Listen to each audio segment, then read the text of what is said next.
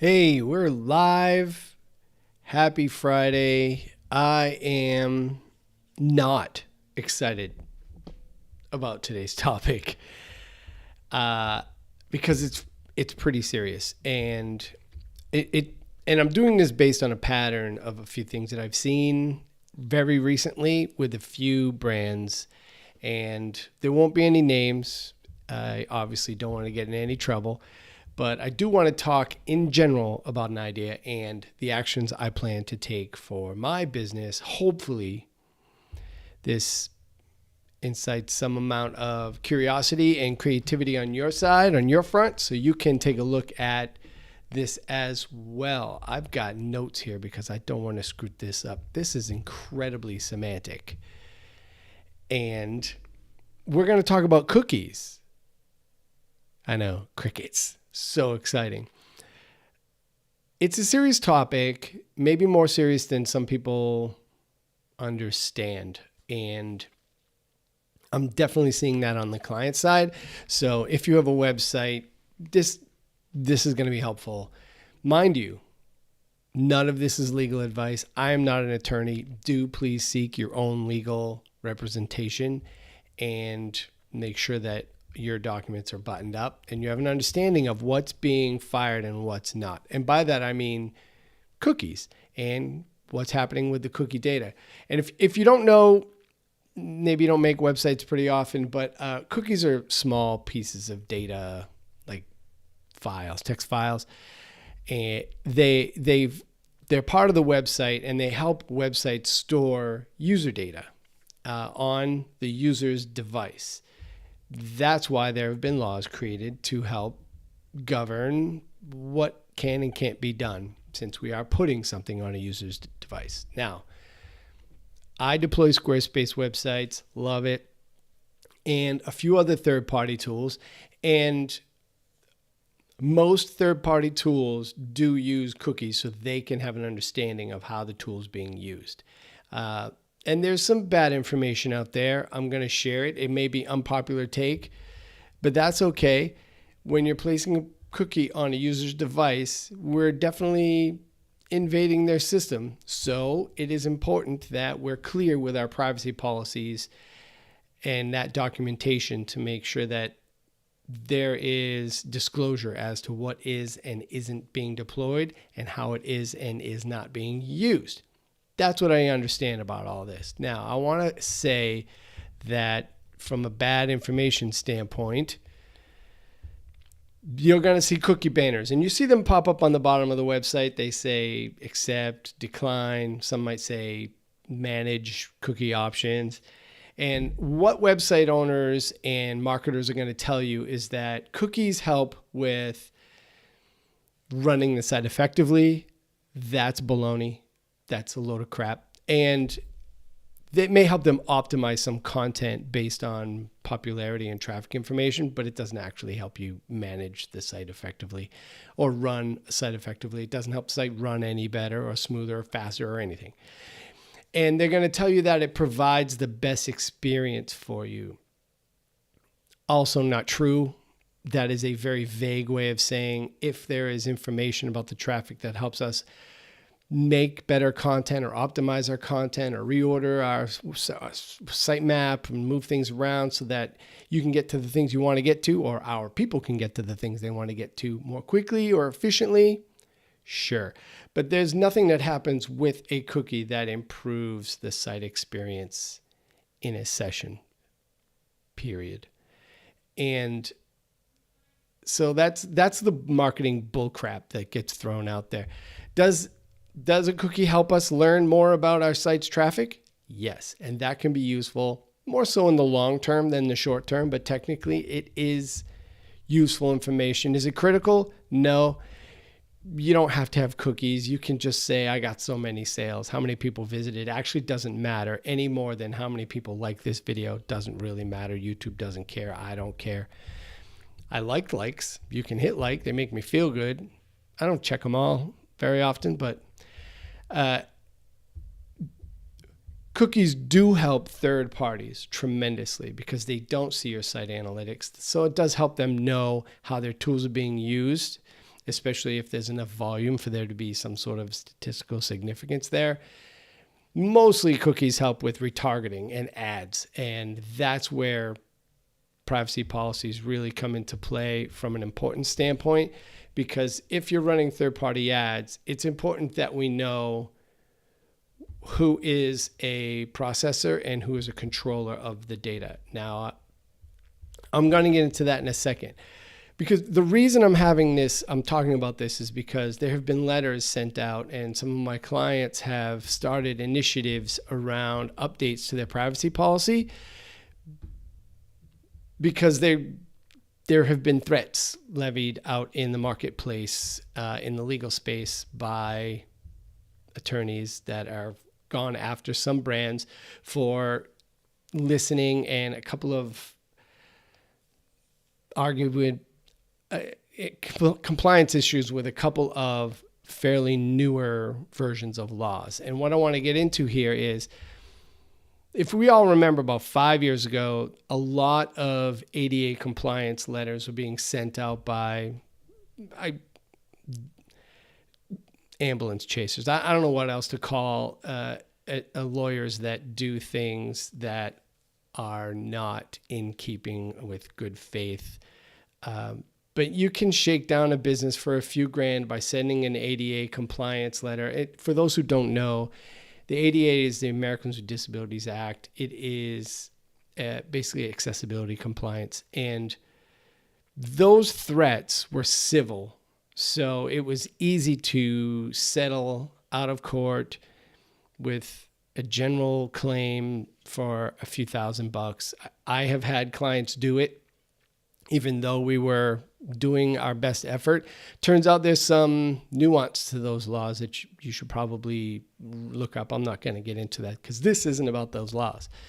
This is about CCPA and GPA compliance and the threats that have been levied there being different, and different enough to be shocking to me enough to say, okay, I need to take a hard look at my privacy policy, and I need to fire out an initiative to reach out to clients to make sure that they understand. So I'm in the middle of researching this because I want to understand the challenge here a little bit better, or a bit better. I throw out acronyms. Let me cover those real quick. The California Consumer Privacy Act is the CCPA, and the GPC is called the Global Privacy Control. And I'm reading those because I want to get those right. And they're important frameworks when it comes to the relationships with data privacy and consumer rights. And the California one is mentioned, even though I'm not in California. You're probably not in California, though you might be. And because it's the most restrictive. So a lot of states use that as sort of the basis for how they're going to adhere to any level of compliance. You figure if your privacy policy and Privacy Act compliance is going to work for California, it's going to work everywhere else. So it sort of has a cascade effect. So the privacy policy document, you've probably seen it linked down in the footer of the website. It helps us generally address data and information that the company collects. Collects being the key word here, because it really, what it's doing is making it clear who is a controller and who is a processor of the data that's being shared. When a cookie gets fired out by the website, there's a session that's created, and that session collects the browser information, the IP address, which may or may not be tied to a geolocation, or an actual identity of a person, which that's a little more downstream.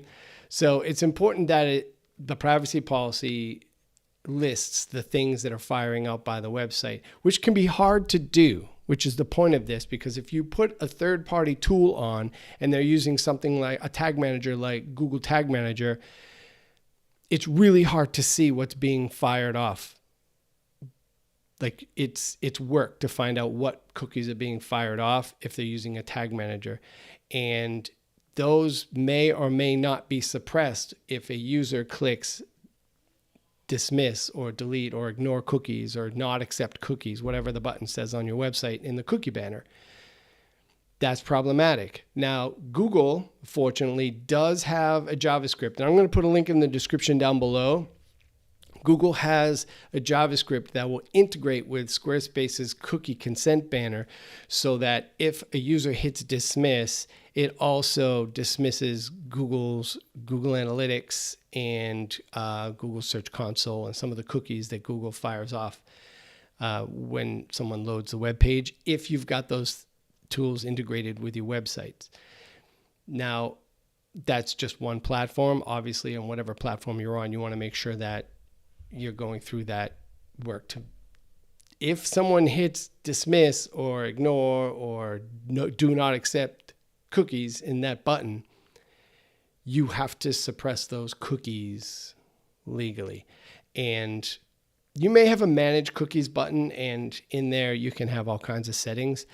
But in general, make sure that cookie consent banner is turned on. It's something I need to do a better job of on my website, and update my privacy policy, which is something I'm doing right now actively to make sure that I am going to be compliant. But I don't do any retargeting, so it's pretty easy for me. But I'm definitely going to have an attorney.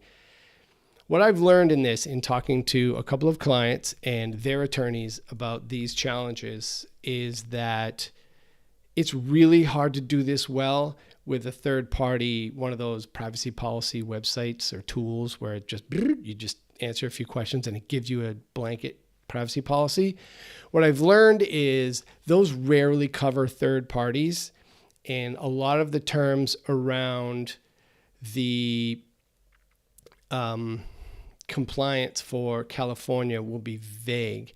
The challenge there is that since the claims coming in and the threats coming in haven't been civil like they were with the ADA compliance issues, they've been criminal because they're tied to an old ancient law in California around listening.